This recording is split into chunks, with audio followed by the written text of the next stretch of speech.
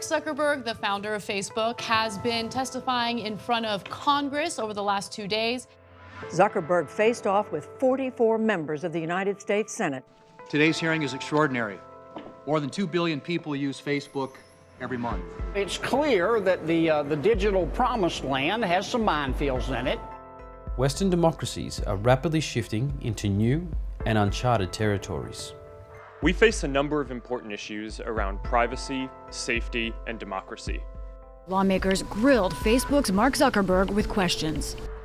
How will you protect users' data? And the future of data privacy in our society. Following Mark Zuckerberg's congressional hearing in April 2018, critics commented on the limited capacity of government representatives to protect democratic systems from the incredible rise of social media and new technology. It's always interesting to see our senators asking questions at a hearing like this, especially when the subjects they're covering, like Facebook, aren't in their areas of expertise. Well, if so, how do you sustain a business model in which users don't pay for your service? Senator, we run ads. I see. It's not the first time commentators have highlighted the inability of Western parliaments to effectively address the challenges of the digital revolution. In 2014, an article in the MIT Technology Review identified significant issues with discrimination laws in the US. For example, employers can get into legal trouble if they ask potential employees about their religion, sexual preference, or political affiliation. However, they can easily use social media to filter out job applicants based on their beliefs, looks, and habits.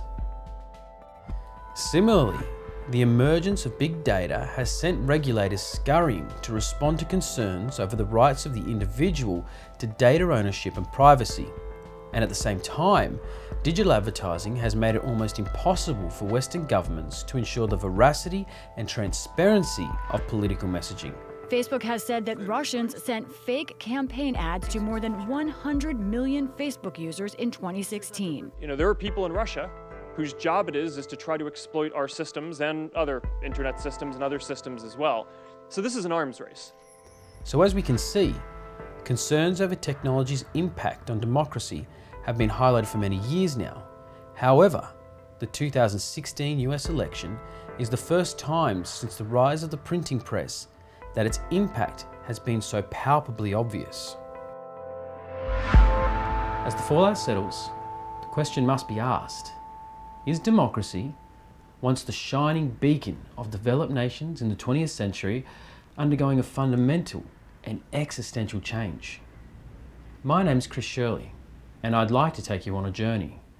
Over 5 episodes, we will look at the momentous impact the digital revolution is having on democracies across the globe.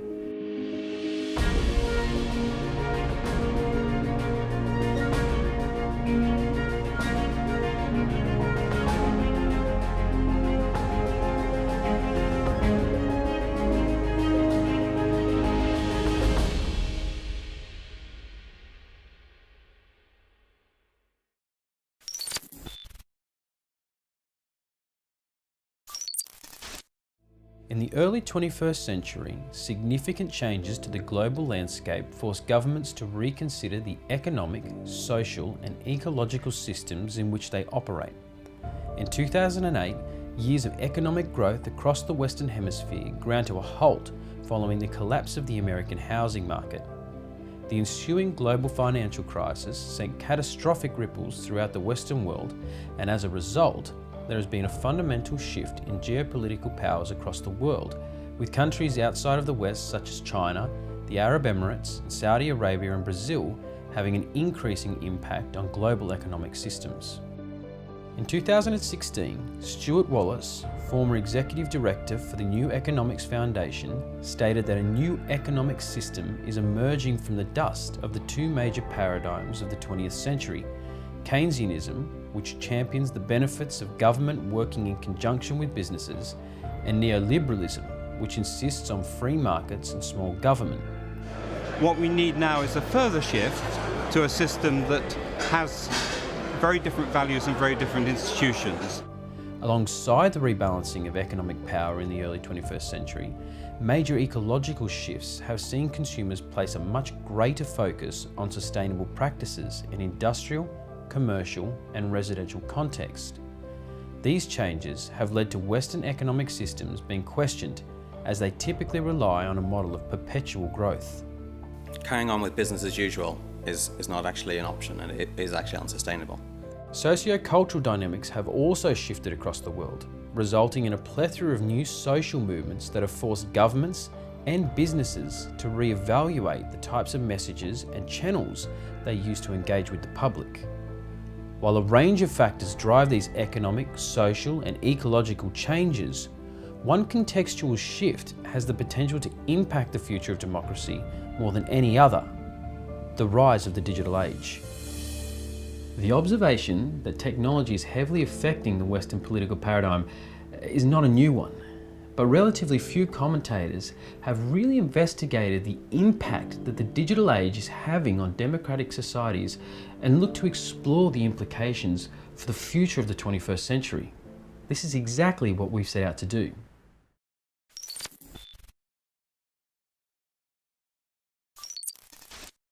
Technological advancements have historically created major shifts in political systems. The advent of agriculture was critical to the rise of city-states. Metalworking preempted organised militaries and expansionism. Long-range shipping enabled colonialism, and the printing press helped proliferate free speech and, by extension, both democracy and socialism. Now, in the modern world, we've experienced three distinct industrial revolutions. The first, steam and mechanisation, took place during the late 18th century and transformed manufacturing and agricultural practices while giving rise to external steam combustion, which radically shaped modern transportation. The second industrial revolution took place in the final third of the 19th century and saw the rise of mass industrialisation, including the creation of the assembly line, the internal combustion engine, and the industrial-scale printing press. The use of electricity in industry and residential contexts also increased dramatically during this period. The third industrial revolution began in the middle of the 20th century and used electronics and information technology to automate production and further enhance communications. Now, all these revolutions drove major shifts in the way we, the people, live our day-to-day lives. But more than that, they shaped the way our societies function by changing the way democratic governments operate and how politicians engage with their voters. Fast forward to the present day, and a surge in computer technology has seen industry, academic, and political observers hail the rise of the fourth industrial revolution, the age of digitisation. The Internet of Things has meant consumer data is now not only widely available, it is ubiquitously linked across a person's entire life cycle. Increasingly optimised systems have also streamlined consumer experiences, tailoring products and services to individual needs and desires. Clicked on an ad for shoes? Here, maybe you'll also need some new socks as well. On top of this, increasingly integrated technology has become integral to leading a successful life and productive career, creating huge pressures on less connected workers to upskill or risk being left behind. The magnitude and speed of these changes is pressuring governments to react much faster and more holistically than they have in past industrial revolutions. People have no idea how fast the world is changing. It fills me with awe and with extraordinary sense of responsibility for how we guide it, what we do with it. So what are the implications of the digital revolution on Western democracy specifically? Well, the literature isn't really settled on this. We've done a bit of a meta-analysis and identified 5 broad areas that are consistently highlighted as important changes for democratic governments to consider in the 21st century. The way people consume information, the way people engage with one another, the ways people work and do their jobs, the methods people use to buy products and engage with markets, and the nature of sovereignty and the role of companies in society.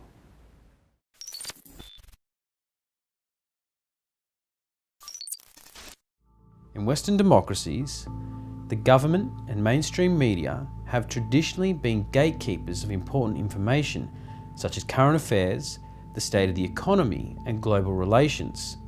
In most cases, this information has been accepted by the general public as being fundamentally trustworthy, if not slightly imperfect. However, a new survey from the Pew Research Center finds the nation increasingly distrustful of the federal government. the proportion of Americans who trust the government to do the right thing has dropped from a historical high of 77% in 1964 to just 18% in December 2017.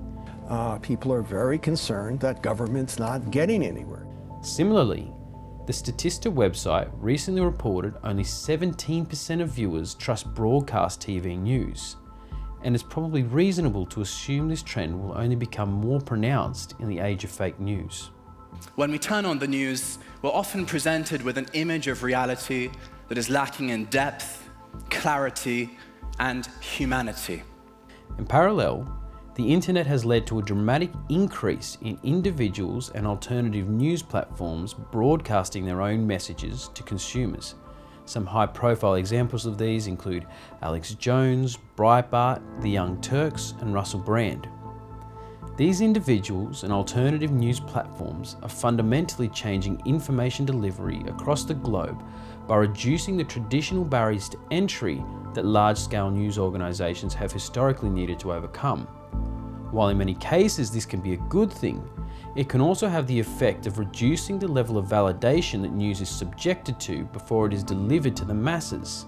He also said Sandy Hook is a synthetic, completely fake with actors. They staged Sandy Hook. The point of our speaking to Alex Jones was to expose him for the untethered conspiracy theorist that he is, and he clearly hasn't learned his lesson. However, this isn't necessarily a major concern for the public, with the 2018 Pew poll finding that nearly 3 in 5 Americans felt freedom of information should be protected by government, even if it means the broadcast of false information.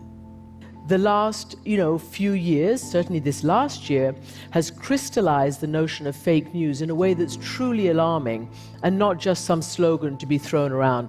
Because when you can't distinguish between the truth and fake news, you have a very much more difficult time trying to solve some of the great issues that we face. Beyond this, online comments below articles also encourage audiences to be more active in the news consumption process, creating a two-way dialogue with news providers.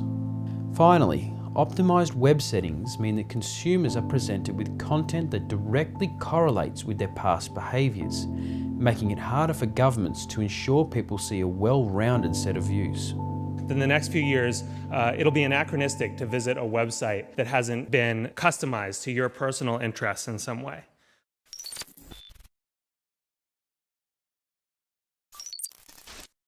The second major implication that we've identified relates to the rise of social media and community content websites, which are fundamentally changing the ways in which people interact with one another, whether it be socializing, trading, or even engaging in debate. Digital channels are having a major impact on this aspect of people's day-to-day lives.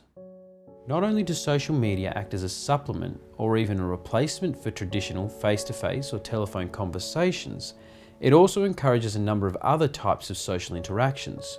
For example, in 2017, EY's Digital State of the Nation found that more than half of consumers in Australia actively use social media to find out information about other people. Historically, people would either forego knowing this information or they'd simply ask. Online networks have also seen the rise of social media influencers, Instagram stars, and Twitter giants such as the current US President Donald Trump, who regularly uses Twitter to influence public opinions and bypass traditional news channels. Digital channels are also having a fundamental impact on the way we engage in conflict with one another. At a grassroots level, social media campaigns such as the Me Too movement or even the Birther movement began as small initiatives before rapidly swelling to critical mass through the help of social media. These fundamental shifts in human interactions are requiring governments to pivot at a much faster rate than they have with other historical social issues, and are also being forced to then respond to new and unexpected challenges such as cyberbullying.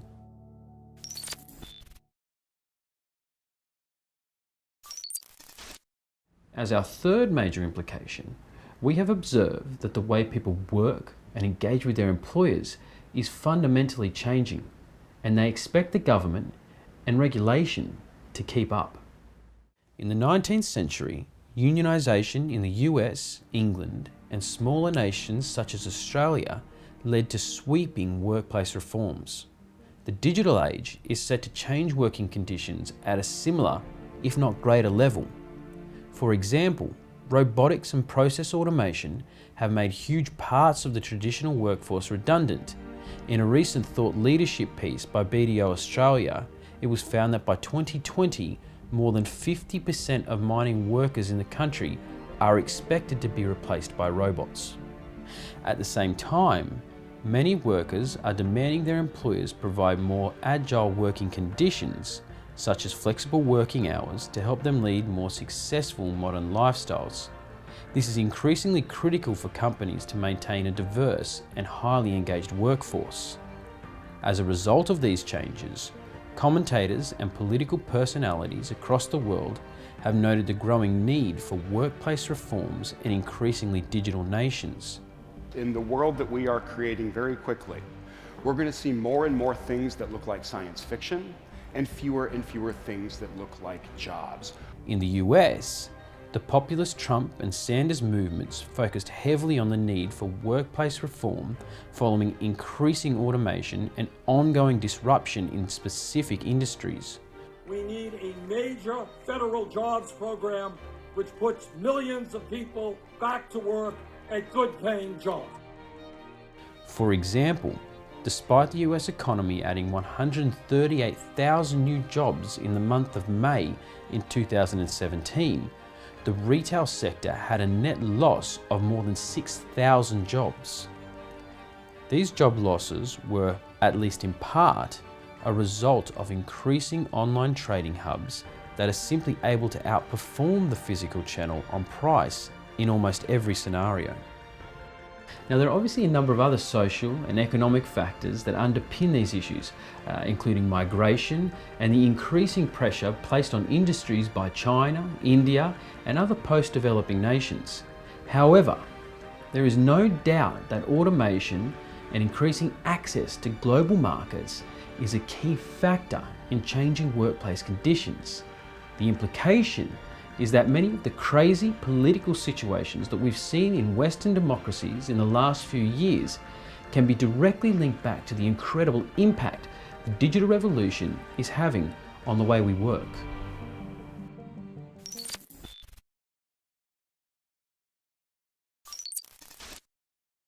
As a fourth point, many academic, political, and industry personalities have highlighted the fact that global markets are increasingly becoming digitized.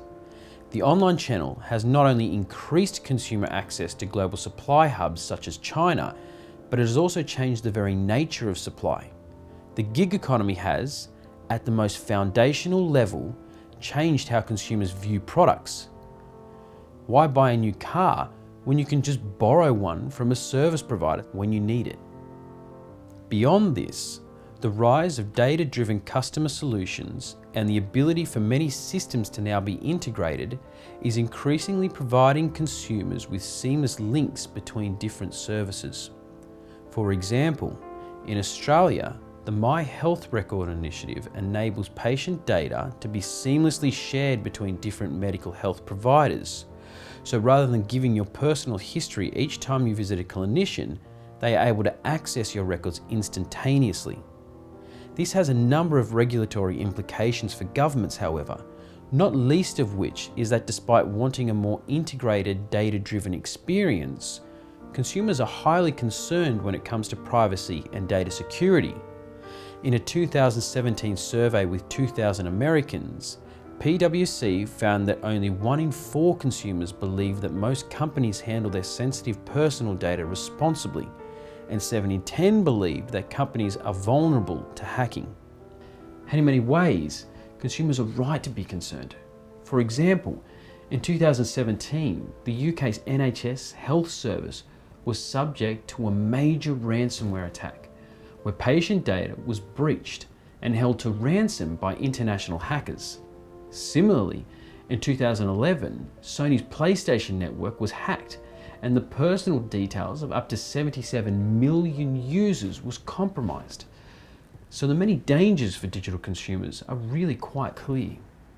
With that in mind, it's important to note the expectations consumers have of governments in this space. In the US, for example, 7 in 10 consumers believe businesses, not government, are best equipped to protect their personal data. You see, in many ways, consumers feel the role of government is to hold companies to account, rather than providing data storage services themselves. Now, beyond the challenges associated with the rise of big data, the rapidly shifting nature of supply is also having an impact on regulators. For example, governments have typically been able to control the supply of banned products by seizing physical goods. However, the online environment is making this significantly more difficult to achieve. So let's look at 2 examples. In the days of the pre-internet, when a person wanted to sell a pirated movie, they would have to physically place the movie onto a VHS tape or DVD, or if you're as old as I am, onto a beta videotape. And from there, to distribute the movie on a mass scale, you would need to find a physical supplier or distributor. Throughout this process, there are a range of opportunities for authorities to intercept the illegal distribution of the product. In the digital age, however, this is significantly more difficult, with online pirates able to store and distribute their products on private servers located anywhere in the world. Silk Road is another great example of a digital supply chain that was very difficult for authorities to control. Most people know the story of the Dread Pirate Roberts, also known as Ross Ulbricht, who developed a website located on the darknet from which he facilitated the mass trade of illicit goods. So essentially, these changing market factors are placing a huge amount of pressure on regulators to be highly agile, while also facilitating the many benefits that online channels offer.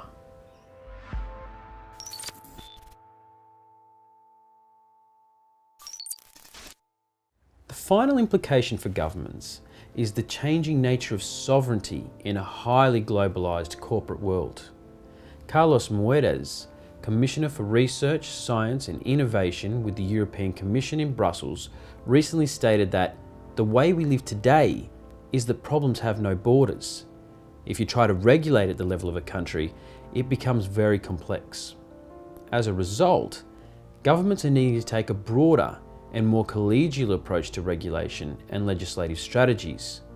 In Holland, a great example of how this is manifesting is known as Green Deals. These deals see a diverse group of stakeholders, such as innovators, entrepreneurs, and corporate persons, work together to design regulations and laws for sustainable markets in a high-speed and proactive format, stimulating sustainable innovations in the market. This can, at times, replace the traditional model of regulation, which relies on government bureaucrats and politicians managing the entire legislative process from ideation all the way through to implementation. And now it's clear that digital age poses a variety of challenges for governments across the world. But what does it all mean for the traditional Western democratic paradigm? Well, the truth is, no one knows. Perhaps new systems and ways of solving problems will be the only path forward. In a recent TEDx talk, Carl Miller, the research director for the Center of Analysis of Social Media at Demos, argued that people are now turning to other ways to improve society. So does this mean we should all start preparing for the end of democracy and free societies? Does it mean that autocracies and bureaucratic dictatorships are an inevitability in a digital world? Well, my view is somewhat more optimistic. Yes, democracy is changing, and consumers are undoubtedly less trusting of governmental systems, and globally people are more polarized than at any other time. However, there is a huge amount to be optimistic about. Social media provides the average person with the opportunity to engage directly with their elected representatives, and integrated data systems provide governments with the ability to streamline and optimize healthcare and education outcomes. New technology is reducing our reliance on unsustainable industries such as the fossil fuel industry, providing governments and societies with the opportunity to build out new, sustainable industries that can arguably strengthen the economic position of our societies. There is a lot to be positive about. In my opinion, it all relies on a certain level of cultural maturity. We need to remember how to debate ideas as societies, how to reject oppression in the face of those who would use digital tools to undermine democratic freedoms and push their own agendas. We need to hold dear all those values that help democracies become bastions of social and economic progress in the 20th century, while accepting that change is coming and that we need to change with it. In our next episode, we will be discussing the topic of digital warfare and the rise of online espionage and civil warfare. Join us as we continue on our journey to map out the future of democracy in the 21st century.